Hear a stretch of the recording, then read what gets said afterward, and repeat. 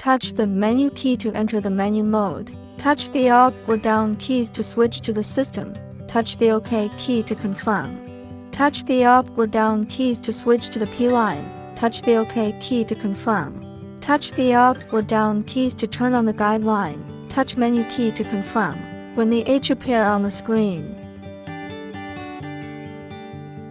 touch the up or down key to adjust the height of the guidelines. Touch the OK key, the M appear on the screen. Touch the up or down key to moving the guidelines left or right. Touch the OK key, the W appear on the screen.